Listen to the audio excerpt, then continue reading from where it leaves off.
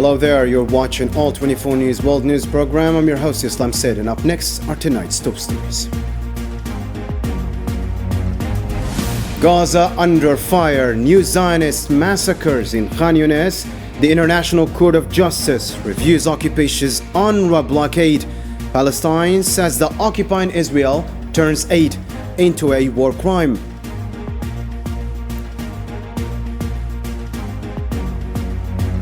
Coming up next as well, Sahrawi president pledges independence fight. Says unity will defeat Moroccan plots. A Sahrawi government hails public resistance. Also ahead, mass protests in France against anti-Muslim violence as critics blame government rhetoric. Spain declares a state of emergency as sudden blackouts darken France, Spain, and Portugal.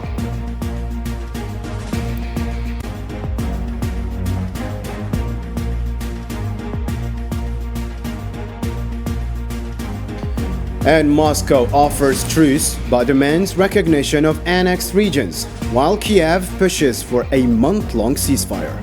Full reports up next.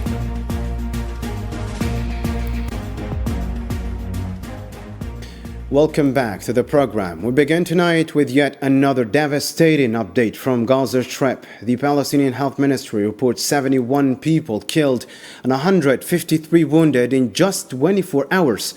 Since the renewed Zionist military campaign began on March 18th, the numbers are staggering: at least 2,222 murders and over 5,700 injured.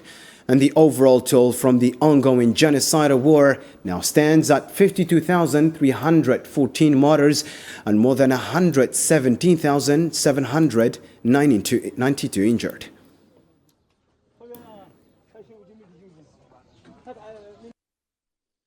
To the latest on the ground in Gaza Strip, new airstrikes pounded the Strip overnight and into Monday, with local health officials reporting more than 30 people killed, many of them children.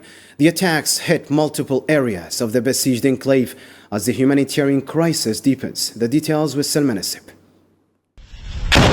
In Gaza, Zionist airstrikes have once again intensified, leaving behind a trail of death and devastation. Since dawn, more than 30 Palestinians have been martyred, with dozens more injured. In Khan Younis, 8 Palestinians were martyred when occupation forces targeted a house. 2 more lives were claimed in an airstrike on a Shafa camp west of the city. In the north, Jabalia was hit hard as Zionist bombardment struck a house west of the displaced people's camp, killing 10 Palestinians. Survivors described apocalyptic scenes. تمام الساعة 12:30 تقريبا. Around 12:30 a.m., we heard the sound of a loud explosion. We ran to the scene and were surprised to see the bodies of children and injured children being evacuated. Calling ambulances, we found all the martyrs in this neighboring house. We found body parts nearby, about 50 meters away. We found the only surviving boy in the middle of the courtyard. هو الوحيد الذي نجا. In Beit Lahia, 6 more Palestinians were martyred when a house was shelled. Meanwhile, in Gaza City, 8 Palestinians lost their lives in an airstrike near a mosque. Outside another mosque in Beit Lahia, artillery fire claimed yet another life. Elsewhere, a tent sheltering displaced families in western Gaza was also struck, adding to the growing toll of martyrs. Since October 7, 2023, Gaza has been trapped in what feels like an endless nightmare. Each day brings the same tragedy: more bombs, more destruction, more martyrs. And tonight, like so many nights before, Gaza bleeds once again as the world watches. Meanwhile, an occupation's airstrike in Gaza City killed at least 10 Palestinians, including 4 children, and wounded dozens more on Monday. The attack, which hit a gathering near Al Jalat Street, was carried out by a Zionist drone. Medical sources at a Shifa hospital confirmed the casualties.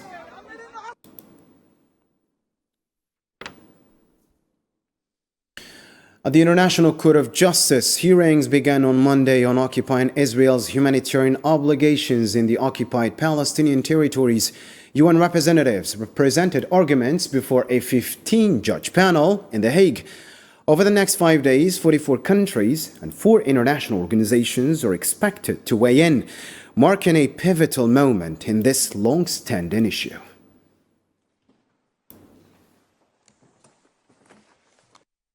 On the same occasion, at the International Court of Justice, Palestinian ambassador to the Netherlands, Ammar Hijazi, delivered a searing accusation saying Israel has weaponized starvation in Gaza as part of, quote, a systematic erasure of Palestinian people, their identity and their history.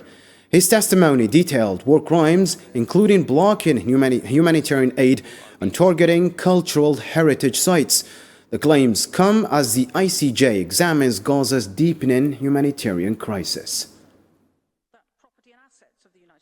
As I address you today, the Palestinian people are being starved, bombed, and forcibly displaced by Israel, their unlawful occupier. Israel has not allowed food, water, medicine, and medical supplies or fuel into Gaza for the past 2 months. This legal and moral crisis is not 18 months old. Israel has been systematically dispossessing, uprooting, slaughtering and imprisoning Palestinians in absolute flagrant disregard for international law and the inalienable rights of the Palestinian people for 8 years now. It has done so with the intent to destroy our people and to thwart the realization of self-determination in their homeland. Similarly, UN Representative Eleanor Hamishul issued a sharp condemnation at the International Court of Justice, accusing the Zionist entity of illegally expanding its occupation by shutting down critical UNRWA operations in the Palestinian territories, including East al-Quds. Speaking on behalf of the Secretary General, Antonio Guterres, she denounced violations of the UN protections and demanded immediate compliance with international law to protect civilians and aid workers. No humanitarian aid or commercial goods have been allowed into Gaza since the 2nd of March, which has devastating humanitarian consequences in the Gaza Strip. The Secretary General continues to call for humanitarian aid to reach all people in need. Israel has several obligations in relation to the presence and activities of the United Nations in the occupied Palestinian territory by virtue of its status as the occupying power. These obligations include the following obligations under international humanitarian law: the overarching obligation to administer the territory for the benefit of the local population, the obligation to agree to and facilitate relief schemes, the obligation to facilitate the proper working of all institutions devoted to the care and education of children, and the obligation to maintain the medical and hospital establishments and services, including those set up by United Nations entities. Elsewhere in the Middle East, Yemeni medical sources report at least 68 African migrants were killed and 47 others wounded in a U.S. airstrike that hit a shelter in Sada. Houthi-affiliated media say the site housed irregular migrants, and in a separate operations, U.S. raids in Sana'a killed 8 civilians, including women and children. American warplanes also struck other targets in Amran and Sada governorates.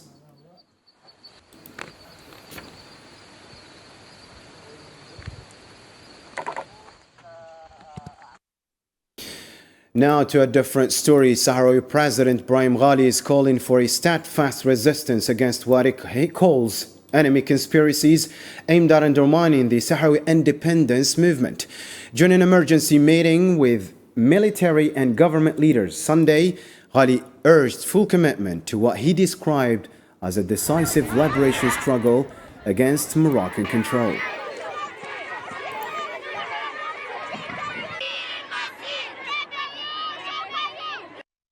President Ibrahim Ghali, throughout his interventions, emphasized the necessity of focusing on the decisive battle and securing victory by achieving independence and freedom. He stressed the importance of standing united and resilient against all conspiracies and plots orchestrated by the enemy and its allies, aimed at eradicating the Sahrawi people and undermining the sanctity and nobility of their just cause. Meanwhile, President Ghali also demanded unified action across Sahrawi institutions to thwart Morocco's subversive schemes against their liberation struggle. This meeting was held with the aim of achieving several objectives, foremost among them the unification of efforts among national institutions, including security bodies, military and civil authorities, and ensuring coordination among them in combating and confronting various security threats. It also aimed to confront the vile conspiracy seeking to undermine the integrity and nobility of the sacred struggle of the Sahrawi people to establish the sovereignty of the Sahrawi state over its entire national territory and achieve independence. Meanwhile, Sahrawi Ambassador Abdul Qadir Talib Omar marked 50 years of resistance, accusing Morocco of what he called desperate attempts to suppress their legitimate struggle. Speaking at a symposium in Algeria, he vowed to continue defying international inaction, claiming it denies self-determination for the Sahrawi people. الشعب الصحراوي صمد 50 سنة ما قدروا يشتوه.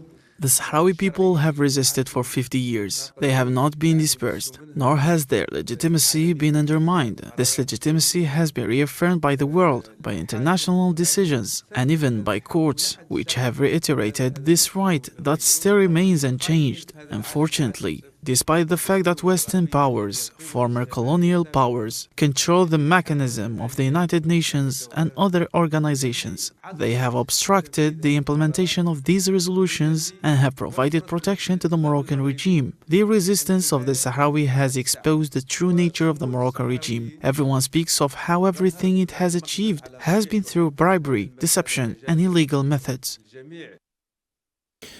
In a related development, Algeria is pushing for a lasting solution to the Sahrawi conflict, demanding an unimpeded self-determination referendum. At the UN Security Council Monday, Algerian Ambassador Ammar Ben Jama called refugee rights non-negotiable, insisting only Sahrawi refugees can decide their future. He highlighted Algeria's decades-long cooperation with the UN to provide basic services for Sahrawi refugees.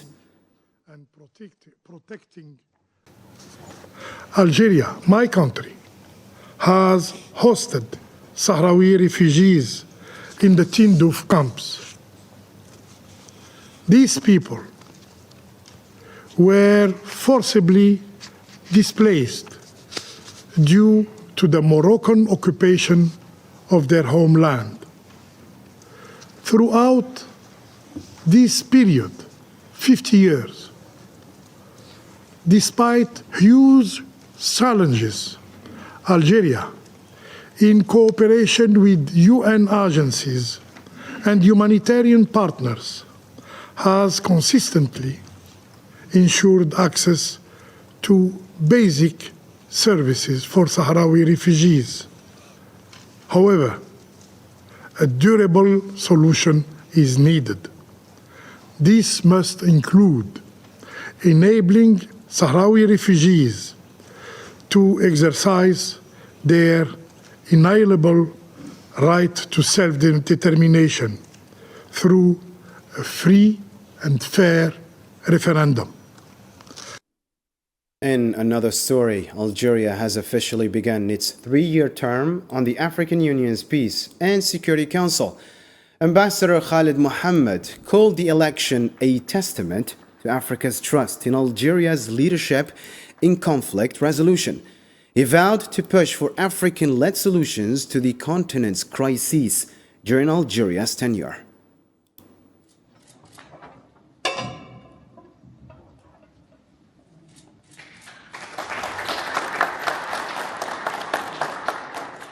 Thank you very much. ويمثل هذا الانتخاب. This election represents a prominent recognition by the brotherly African countries of the active, important and outstanding role of Algerian diplomacy in promoting the values of peace and fostering consultation among countries to find solution to the crises facing our continent in accordance with the high directives of the President of the Republic, Mr. Abdelmajid Tebboune, which have enabled Algeria to regain its true standing at the continental level. The People's Democratic Republic of Algeria is not new to the issues of peace and security on our continent, having itself made a substantive contribution in this field for the cause of stability of our continent right from the early days when we were struggling for independence. It would be reminded of us that Algeria is the home of the most successful annual high-level seminar of Peace and Security Council in Africa, known as the Oran process. In national-related news still, Minister Delegate to the Minister of Defense and Chief of Staff of the People's National Army, General Said Shengriha, called for action against malicious campaigns targeting Algeria. During a visit to the 4th Military Region in the southeast, Shengriha has stressed that countering destructive propaganda and reinforcing national security are duties incumbent on every patriotic citizen.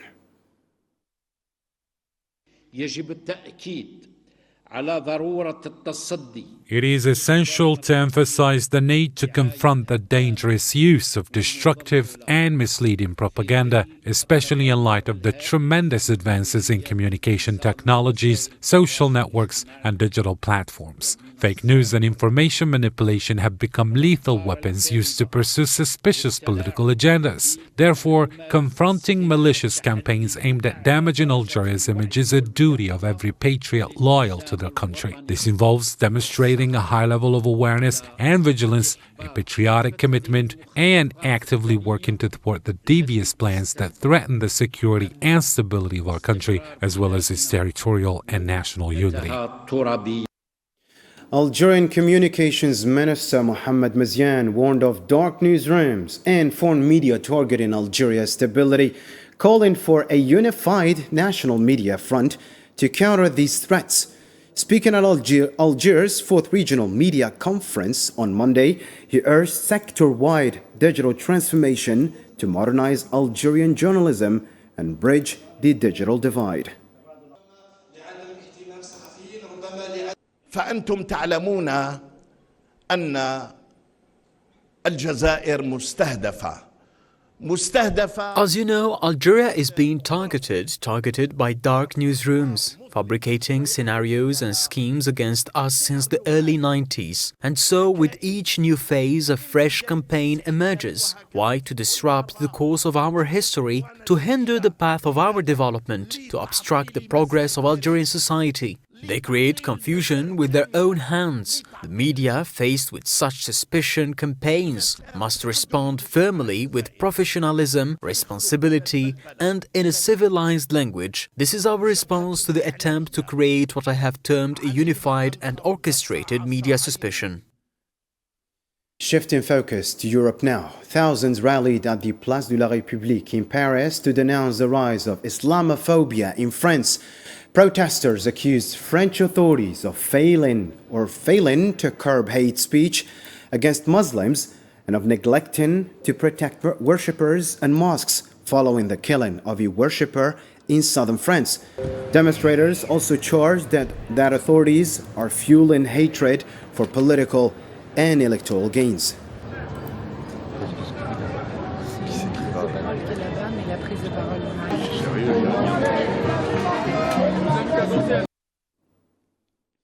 The fatal stabbing of a Muslim worshipper inside a mosque in southern France has intensified scrutiny of the government's role in escalating anti-Muslim hostility. Critiques pointed to the inflammatory rhetoric by French officials and a glaring double standard. Zara Farjani reports now. In France, a country quick to label isolated crimes committed by Muslims as acts of terrorism, the brutal stabbing of a Muslim man inside a mosque, with the attack even recorded on video, has been dismissed as a mere isolated incident, cautiously described by officials as potentially Islamophobic. The horrific killing of the young man Abu Bakr Cissé has laid bare France's double standards. Despite long-standing threats against Muslim places of worship, authorities failed to provide adequate protection and took over 3 days to apprehend the suspect, who ultimately surrendered himself to Italian authorities, even though he had been wanted before the crime took place. According to French media reports, the savage murder of Cissé was not an isolated event, but the tragic outcome of years of escalating anti-Muslim sentiment stoked by French officials themselves. Interior Minister Bruno Retailleau, for instance, only visited the scene 2 days after the attack. Meanwhile, the French prosecutor was quickly to downplay the crime, suggesting it resulted from a dispute between worshippers. At the same time, Paris spares no effort to mobilize its institutions in defense of those it calls Semites, while largely ignoring the growing wave of hostility against Muslim communities. Muslims, who make up roughly 10% of the French population, have become a convenient target for the far right and their allies, portrayed as an existential threat to French identity and society, despite being among the most marginalized and vilified groups in the country. Observers warn that the French authorities' handling of Abu Bakr Cissé's murder could embolden further attacks against Muslims, particularly as the country approaches elections. Some extremists are already seeking to exploit fears around Islam and immigration as a means to fuel their rise to power. In Europe still, large parts of Spain, Portugal and France were hit by widespread power cuts on Monday, with the cause still unknown. Spain has declared a state of emergency after the massive power outages causing disruption. Spanish grid data showed a sharp drop in electricity supply from 25,184 megawatts to 12,405 megawatts, disrupting services in Madrid, including the metro, trains, and traffic lights, and affecting areas across Portugal and other parts of Europe.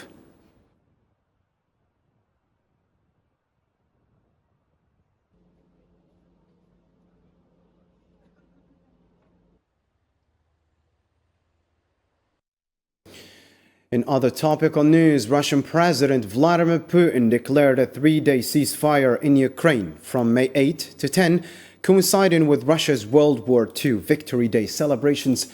The Kremlin warned it would respond decisively to any Ukrainian violations, while reiterating Moscow's openness to unconditional peace talks to address what it called the root causes of the conflict.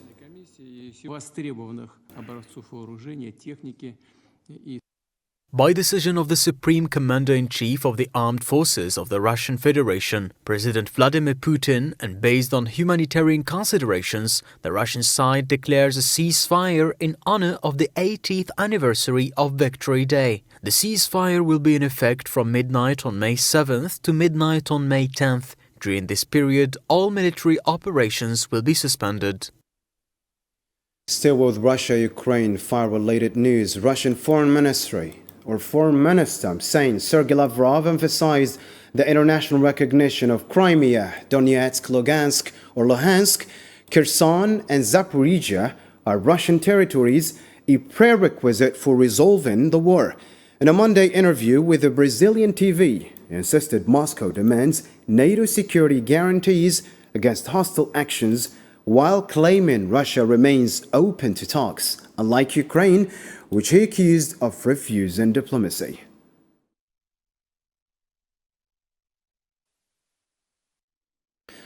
For its part, Ukraine demanded an immediate 30-day ceasefire with Russia on Monday, with Foreign Minister Andrei Sybiga criticizing Moscow for delaying its proposed 3-day truce until May.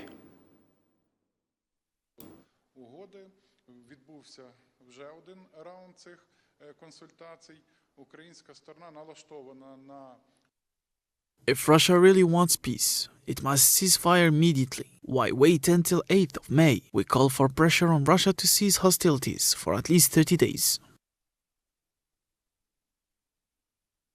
On a related note, US President Donald Trump called for a permanent ceasefire in Ukraine, rejecting temporary solutions. White House spokeswoman Caroline Leavitt urged Russian and Ukrainian leaders to negotiate directly, emphasizing the need for a realistic agreement to end the conflict.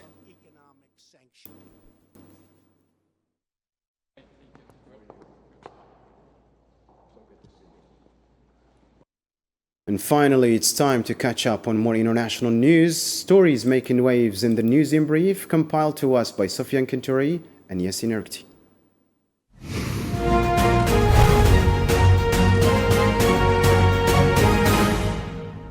Sudanese army source reported that the Rapid Support Forces heavily shelled Al Fasher's Abu Shuk camp and market, home to thousands of displaced people. This attack comes a week after similar violence at Zamzam camp, where dozens of civilians were killed.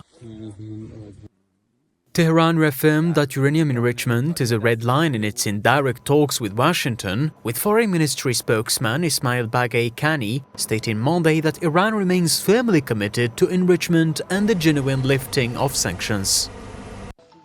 India said it responded to unprovoked gunfire from Pakistan along the Kashmir border for the fourth night in a row, targeting multiple positions across 740 kilometers frontier. Algerian gymnast Kylian Amour won 2 golds and a silver at the World Gymnastics Cup in Cairo, reaffirming her Olympic-level talent and continued success since joining the national team.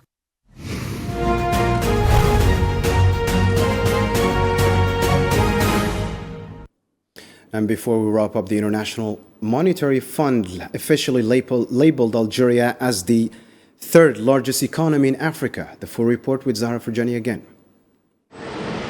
Amid a global economy weighed down by uncertainty, market instability and slow growth, Algeria is defying the broader global trend, standing out with a strong and steady economic performance, according to the latest assessment by the International Monetary Fund. The IMF highlighted Algeria's significant progress on the African economic map, now ranking as the continent's third largest economy in terms of gross domestic product. The IMF attributed this impressive rise to structural reforms targeting the country's productive base and investment climate.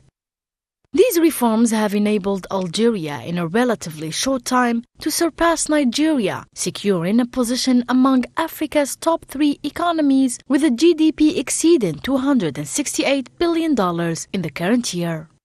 In terms of numbers, the IMF forecasts that Algeria's economy will grow by 3.5% in 2025, an increase of 0.5 percentage points compared to last year's growth rate. These encouraging indicators reflect growing confidence from international financial institutions in Algeria's ability to achieve balanced and sustainable economic growth. This momentum is underpinned by a continued push for economic reforms aimed at diversifying income sources and reducing reliance on hydrocarbons. That brings us to the end of our news program for tonight. For more updates, you can always check our social media platforms. Thank you for tuning in, and good night.